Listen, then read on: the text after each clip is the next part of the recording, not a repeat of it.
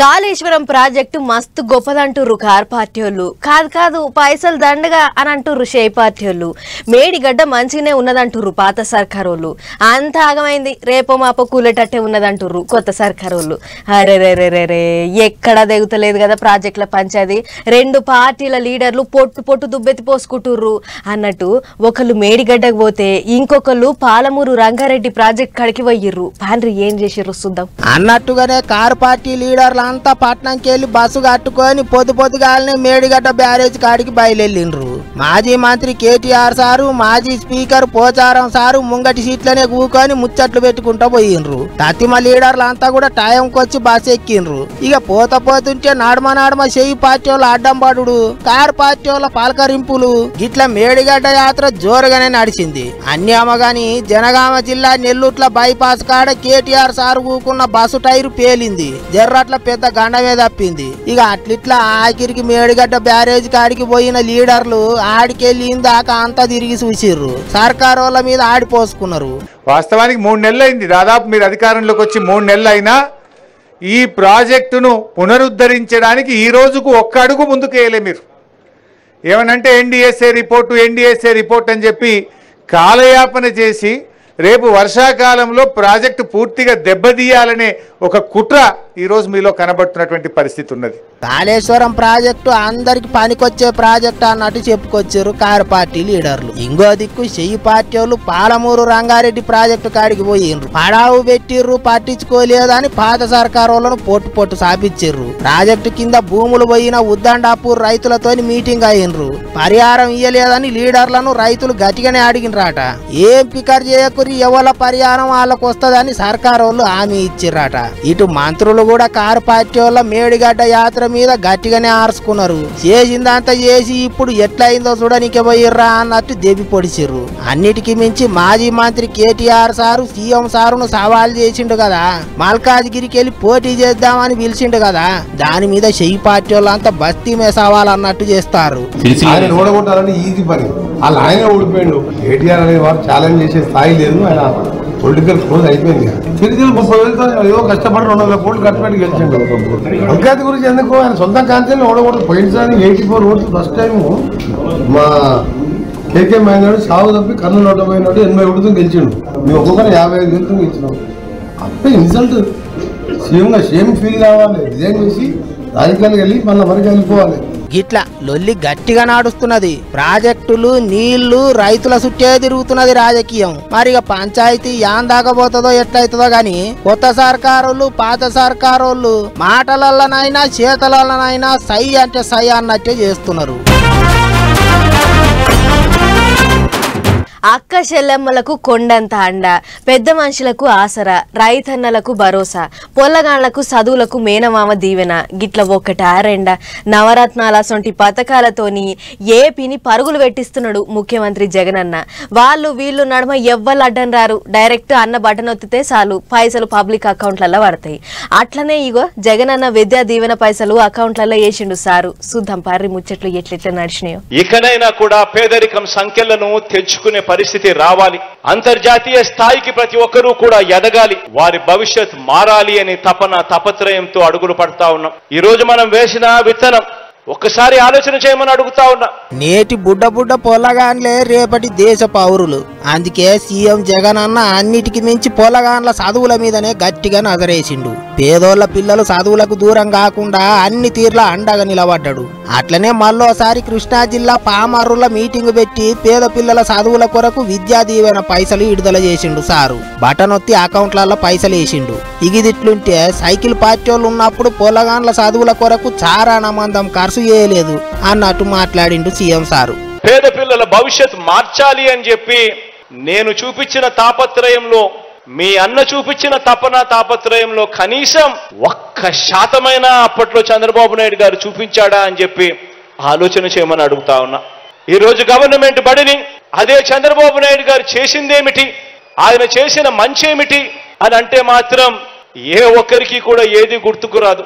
పేద పిల్లల చదువుల గురించి కానీ వారి భవిష్యత్ మార్చాలని కానీ వారి కోసం ఆయన చేసిన మంచేమిటి అని అంటే ఒక్కటి కూడా చంద్రబాబు నాయుడు గారి పేరు చెప్తే గుర్తుకు రాదు. కానీ ఎలక్షన్ల టైంలో ఆవోటి ఓటి ఉత్తముచ్చట్లు చెప్పి పబ్బం గడుపుకుంటారు, అటు వెనక తెప్ప తాగల పెడతారు. పైలంగా ఉండాలి పబ్లిక్ అన్నట్టు చెప్పుకొచ్చిండు సారు. వాళ్ళు చెప్పే అబద్ధాలు నమ్మకండి, వాళ్ళు చెప్పే మోసాలను నమ్మకండి. రాబోయే రోజుల్లో ఇంకా అబద్ధాలు ఎక్కువ చెప్తారు, రాబోయే రోజుల్లో ఇంకా మోసాలు ఎక్కువ చెప్తారు. ప్రతి ఇంటికి కేజీ బంగారం ఇస్తామంటారు, ప్రతి ఇంటికి బెంచ్ కారు కొనిస్తామని కూడా చెప్తారు రాబోయే రోజుల్లో. కానీ ఆలోచన చేయమని అడుగుతా ఉన్నా. పామరు మీటింగుల సీఎం సారు ముచ్చట్లు గిట్ల నడిచినాయి. ఎగస్ పార్టీలను బూరుగు దూదేకినట్టు ఏకి పారేసిండు. జూట ముచ్చట్లు చెప్పి పబ్లిక్ ను ఆగం పట్టించేందుకు చూస్తారన్నట్టు సాపిచ్చిండు. ప్యాన్ పార్టీ అధికారంలోకి వస్తేనే అన్ని పథకాలు అమలైతాయి, వట్టిగా వాళ్ళ వీళ్ళ మాటలిని ఆగం కాకురి అన్నట్టు చెప్పిండు సారు.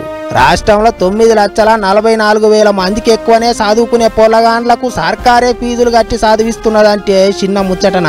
జగనన్న విద్యా దీవెన వసతి దీవెన పథకాల కింద ఇప్పటిదాకా 12,000 కోట్లు ఖర్చు పెట్టిర్రాట. ఎంత గొప్ప ముచ్చట కదా. ప్రతిసారి ఇంటికొచ్చి కరెంటు బిల్లు చేతిలో పెట్టంగానే ఎంత వచ్చిందో ఏం పాడో. పొల్లగాళ్ళు లైట్లు బంద్ చేయమంటే బంద్ చేయరు, ఇంట్లో మనుషులు లేకపోయినా ఫ్యాన్లు తిప్పుతుంటారు అని మస్తు గులిగేది మా అవ్వ. కానీ ఈసారి మాత్రం కరెంట్ ఆయన వచ్చి బిల్లు చేతిలో పెట్టంగానే మా ముసలిదాని కళ్ళు మిలమిలా మెరిచినాయి. కరెంటు బిల్లు మీద వజ్రాలు గిట్లా కనిపించినాయా ఏంది అని అనుకునేరు. వజ్రాలు కాదు, సున్నా కనిపించింది. అదే పేదోళ్ళ ఇండ్లకు సున్నా కరెంట్ బిల్లులు కొట్టుడు షురువైంది. మాట అంటే మాటనే అన్నట్టు చేస్తారు తెలంగాణ సర్కారోళ్ళు. అందులో ఎంపీ ఎలక్షన్లు వస్తున్నాయి కాబట్టి అస్సలే వెనకకు తగ్గుతలేరు. మార్చి 1 తారీఖు సంది పేదోళ్ళ ఇండ్లకు కరెంటు బిల్లులు సున్నా చేస్తాం, సున్నా బిల్లులే ఇస్తాం, బిల్లులు కట్టే బాధ ఉండదు అన్నారు కదా. గా సున్నా బిల్లులు కొట్టే కార్యం సురువైంది. రాష్ట్రం అంతా పేదోళ్ళ ఇండ్లకు సున్నా కరెంటు బిల్లులే ఇస్తారట ఇప్పటి సంది. ఖమ్మం జిల్లా ముదిగొండకు పోయిన ఉప ముఖ్యమంత్రి బట్టి సారు తన చేతులతోని ఓ ఇంటికి సున్నా కరెంటు బిల్లు కొట్టిండు. సంతోషమేనా? ఇప్పటి సంది ఇంటికి కరెంటు బిల్లు ఉండదు అని ఓ ఇల్లాలిని వాల్కరిచ్చిండు. డిప్యూటీ సీఎం సారే ఇంటికొచ్చి సున్నా కరెంటు బిల్లు చేతులు పెట్టేటాలకు గా అక్క సంబరం కాదు పోయిర్రి. ఇక తెల్ల రేషన్ కార్డు ఉన్నా సున్నా కరెంటు బిల్లు పథకం రాకపోతే పరిశాన్ కావద్దని సర్కారోళ్ళు ముందే చెప్పిర్రు. Ration card, Aadhaar number, current connection number తీసుకుపోయి మున్సిపాలిటీ ఆఫీసులో ఇస్తే పథకం కిందికి తీసుకొస్తారట. పట్నాలల్లో కిరాయి ఇండ్లల్లో ఉండేటోళ్ళు కూడా తెల్ల రేషన్ కార్డు ఉండి నెలకు 200 యూనిట్ల లోపే కరెంటు గాలుస్తుంటే దరఖాస్తులు పెట్టుకోవచ్చట. 200 యూనిట్ల దాకా ఫ్రీ అన్నారు కాబట్టి కరెంటు వాళ్ళ లెక్కలను బట్టి చూస్తే అటు ఇటు పేదోళ్లకు 900 దాకానే ఆదా అవుతుంది అంటున్నారు. ఇప్పటికే బస్సులు ఫ్రీ పెట్టి బస్సు ఛార్జీలు మిగిలిచ్చిర్రు. 500కే సిలిండర్ ఇచ్చి ఇంకో 500 మిగిలిచ్చిర్రు. ఇప్పుడు నెల కరెంటు బిల్లులు కట్టుడు కూడా తప్పిచ్చిర్రు. నాయమే అనుకుంటారట పబ్లిక్. అసెంబ్లీ ఎలక్షన్లలో ఎవ్వరు గెలిచినా ఎవ్వరు ఓడినా పెద్ద ఫరక్ పడదు. కానీ పార్లమెంట్ ఎలక్షన్లలో మాత్రం తామే గెలవాలి, మళ్ళీ తామే సెంటర్ల చక్రం తిప్పాలి అన్నట్టు చేస్తుంటారు పువ్వు పార్టీ వాళ్ళు. అందుకే ఈసారి కూడా ఎంపీ ఎలక్షన్ల కోసం మస్తు గట్టిగా తయారైతుర్రు. ఇప్పటికే యాత్రలు చేసుకుంటా ఊర్ల పొంటి పొట్టు పంచాదులు పెడుతుర్రు. ఇక ఇప్పుడు అందరికంటే ముందుగానే రేసు గుర్రాలను నిలబెట్టే ఇగ్రం చేసిర్రు. పాండ్రి ఒక్కసారి అరుసుకొని వద్దాం. రాష్ట్రాలలో ఎవరన్నా గెలుచుకొని అందరిని ఎత్తినెక్కి ఆడుకునే జాగల మాత్రం తామే ఉండాలి అన్నట్టు చేస్తారు పువ్వు పార్టీ వాళ్ళు. ఎంపీ ఎలక్షన్లకు టైం దగ్గర పడుతున్న కొద్దీ పువ్వు పార్టీ వాళ్ళు రుబడి పెంచుతున్నారు. లీడర్లంతా ఊర్ల పొంటి తిరుగుకుంటా పొట్టు సవాళ్లు చేస్తున్నారు. చెయ్యి పార్టీ వాళ్ళు కారు పార్టీ వాళ్ళతోని సై అంటే సై అంటున్నారు. ఇక ఇప్పుడు ఎంపీ ఎలక్షన్లలో రేసు గుర్రాలను నిలబెట్టే పని కూడా సురువు చేసిర్రు. తెలంగాణలో సికింద్రాబాద్ కెళ్లి కిషన్ రెడ్డి సారు, కరీంనగర్ లో బండి సారు, నిజామాబాద్ కెళ్లి అరవింద్, భువనగిరికేంచి బూర నరసయ్య గౌడు, హైదరాబాద్ కెళ్లి మాధవిలాత, చేవేళ్లకేంచి కొండా విశ్వేశ్వర రెడ్డి, నాగర్ కర్నూలు కెళ్లి ఎంపీ రాములు కొడుకు పోతుగాంటి భరత్ ను నిలబెట్టాలని చూస్తున్నారట. ఇంగిన్ని పేర్లు కూడా జల్దిగానే చెప్తాం అంటున్నారు. ఇంకో దిక్కు అసలే అసెంబ్లీ ఎలక్షన్లలో ఓడిపోయి డీలా పడ్డ కారు పార్టీకి ఇంగింత రందయ్యేటట్టే చేస్తారు లీడర్లు. ఒకళ్ళు అయితే చెయ్యి పార్టీలకో లేకపోతే పువ్వు పార్టీలకో లైన్ కాడుతున్నారు. ఇప్పటికే నాగర్ కర్నూలు ఎంపీ రాములు కారు దిగిపోయి పువ్వు పార్టీ కండువా కప్పుకున్నాడు. అట్లనే ఇప్పుడు కారు పార్టీకి వెళ్ళి గెలిచిన జైరాబాద్ ఎంపీ బీబీ పార్టీలు పువ్వు పార్టీల షరీక్ అయిండు. ఎప్పుడు ఎవళ్ళు ఏ పార్టీలకు జంపింగ్ చేసేది తెలుస్తలేదు. ఎవ్వారం అంతా లోపటనే గుట్టు సాపుడు కాకుండా నడుస్తున్నది. ఆలి బెల్లమాయ తల్లి అల్లమాయ అన్నట్టు పబ్లిక్ పేరు చెప్పి పాత పార్టీలను ఇడిచిపెట్టి కొత్త పార్టీల షరీక్ అయి కొత్త పాట పాడుతున్నారు లీడర్లంతా. మరిగా ఇంత ఎలక్షన్లు ఒడిసే నాటికి ఇంకెంత మంది కండువాలు మారుస్తారో ఏమో చూడాలి. బంగారం అసంటి పంట పండిద్దామంటే నకిలీ విత్తనాలు అంటగడతారు. సరిగ్గా పంట చేతికొచ్చే టైంకు వానదేవుడు పగబట్టినట్టే చేస్తాడు. ఇక అన్ని గండాలు గట్టెక్కి పండించిన పంటను అమ్ముకుందామని పోతే మధ్యలో దళారులు దగా చేస్తారు. కాసే చెట్టుకే రాళ్ల దెబ్బలన్నట్టు అందరికీ అన్నం పెట్టే రైతన్నలకే ఎక్కడలేని కష్టాలు ఉంటాయి. సరే మార్కెట్లో రేట్ లేనప్పుడు అంటే ఎట్లాగో నష్టపోతారు. కానీ ఇప్పుడు రేటు ఉన్నా సరే ఆగమైతుర్రు రైతన్నలు. ఇగో మిర్చి రైతుల గోస ఎట్లున్నదో చూడురు మీరే. 6 గాలం చెమట తీసి పండించిన పంటకు గిట్టుబాటు ధర ఇయ్యాలని రైతులు నిన్న మొన్నటి దాకా ఢిల్లీ మోఖాన తుకతుక ఉడుకుతా ధర్నాలు చేసిర్రు. ఇంకా పంచాది నడుస్తూనే ఉన్నది. ఆ సక్కదనం అట్లుంటే ఇటు ఖమ్మంలో ఉన్న మిర్చి మార్కెట్ల గిట్టుబాటు ధర ఇయ్యకుండా దళార్లు మధ్యలో జొర్రి ఆగం పట్టిస్తుర్రని రైతులు జగడానికి దిగిర్రు. జెండా పాట 21,000 ఉంటే దళార్లు నడమసొచ్చి 6,000 రూపాయలు తగ్గించి కొంటామంటుర్రట. ఇక కావాలనే ఎక్కువ మంది రాకుండా కొనేటోళ్ళు ఇద్దరే వచ్చి అడ్డీకి పావు షేర్ లెక్క అడుగుతుర్రట. మీ ఇష్టం ఇస్తే ఇయుర్రి లేకుంటే లేదన్నట్లే మాట్లాడుతుర్రట. ఇగో రైతేమో అంటుండు చూడురి. 21 జెండా పెట్టుకుంటే 20,000 అనిచి కొనాలి. అంత దోపిడీ అయింది. 15 ఏళ్ళ నుంచి 21 అంటే 6 ఏళ్ళు తేడా ఉంటుంది. 3,000 4,000 తెంపుడు కూలి అవుతుంది. అండ్ ఇక్కడ తీరా అంతా దాటుకొని వచ్చిన తర్వాత వాళ్ళకి ఇష్టం వచ్చిన రేటుకి నచ్చితే తీసుకుంటారు, లేకపోతే నీ ఇష్టం అనేస్తారు.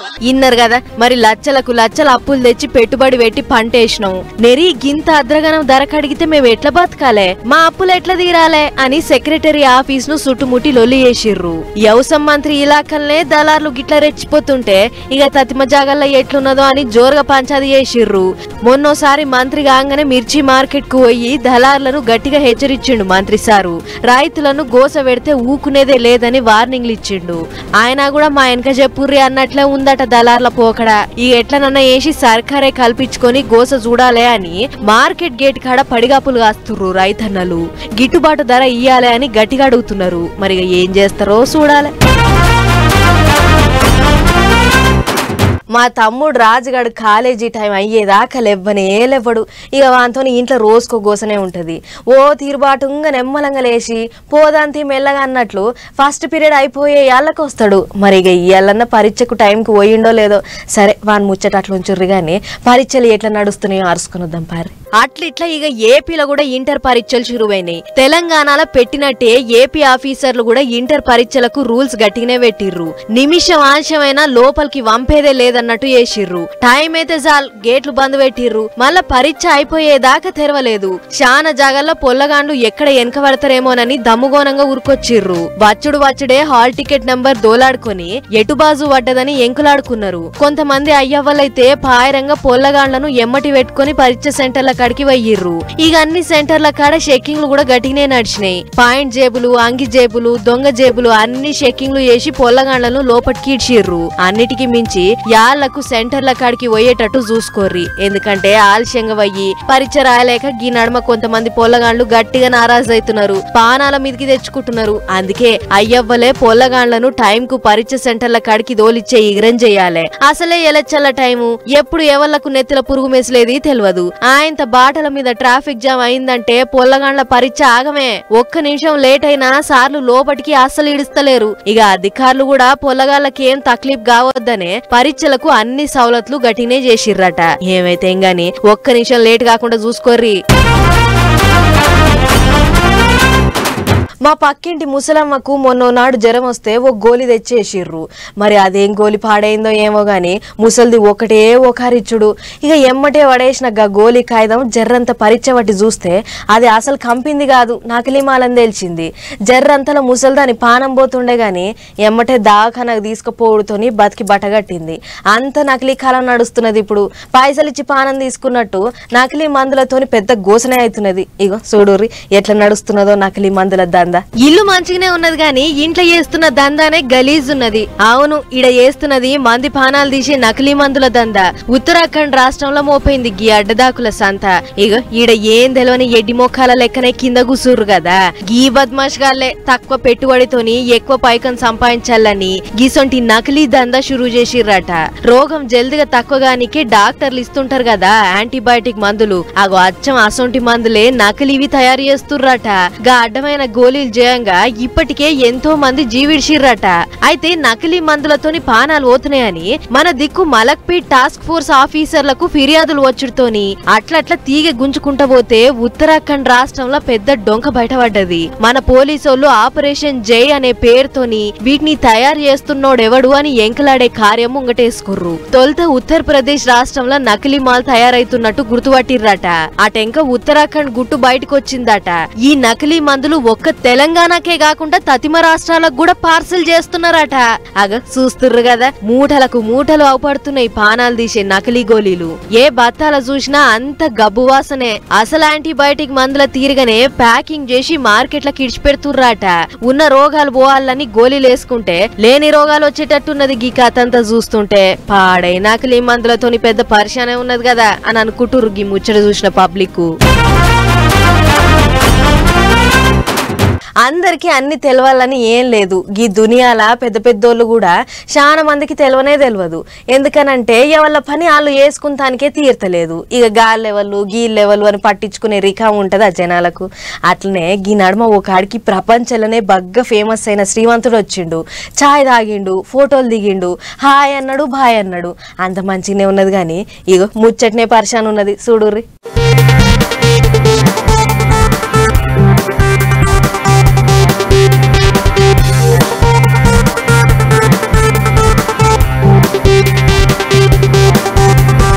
దినం ఎంతో మంది వస్తుంటారు పోతుంటారు. దందా చేసేటోళ్లకు అందరి ముఖాలు గుర్తుంటాయా? అందరు తెలుస్తారా? ఇగో అసొంటి ముచ్చటే గిది. నాగ్పూర్ లో చాయ్ కొట్టు నడుపుకుంటా బగ్గ ఫేమస్ అయిన గీ తమ్ముని పేరు డాలీ. సినిమా హీరోల లెక్కన సోకుల పడుతుంటాడు. గా చాయ్ చేసే స్టైల్ కూడా అలాగే ఉంటది. అయితే మొన్నోనాడు చాయ్ చేస్తుంటే ఓ పెద్ద సారు వచ్చిండట. వచ్చి 1 చాయ్ ప్లీజ్ అని అన్నాడట. ఇక చాయ్ ఇస్తే తాగి గుడ్ మ్యాన్ అని పొగిడిపోయిండట. ఇక అందరికి చాయ్ ఇచ్చినట్టే ఆయనకు ఇచ్చిండట. ఇంగ్లీష్ అయినా కాబట్టి ఫోటోలు దిగిండట. అంత చేసిన గా మనిషి వల్ల తెలియదట. వచ్చింది ఎంత పెద్ద సారో అని ఆలీళ్ళు పక్క పొంటోళ్ళు పేపర్లు టీవీలోళ్ళు చెప్తే గాని చాయ్ దుఃఖం డాలీకి దిమాక్ల బుగ్గ ఎలగలేదట.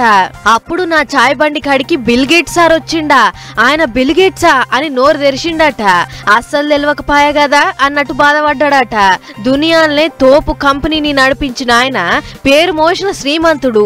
అసొంటి బిల్ గేట్స్ రోడ్డు పక్క పొంటి కారాపి షాయ్ దాగి పోతే ఆయన ఎవరిలో నాకు తెలియదన్నాడు చూడుర్రి. గిదే ఇప్పుడు అందరిని పరిచయం చేస్తున్నది. ఇక బిల్ గేట్స్ చాయ్ దాగి పోయినాక డాలీకి కూడా దందా ఇగింత గట్టిగా నడుస్తున్నదట. నాగ్పూర్ లో చాయ్ తాగాలని అనిపించిన వాళ్ళంతా డాలీ షాప్ కాడికే ఉరుకుతున్నారట. అన్నేమో గాని గీ చాయ్ దుకాణం డాలీకి పెద్ద కోరికనే ఉన్నదట. మన పిఎం మోడీ సార్ కు తన చేతులతోని కాసిన చాయ్ తాగియాలి అని కోరికనట. మరి ఇక సారి ఎప్పుడన్నా ఛాన్స్ ఇస్తాడో లేదో చూడాలే.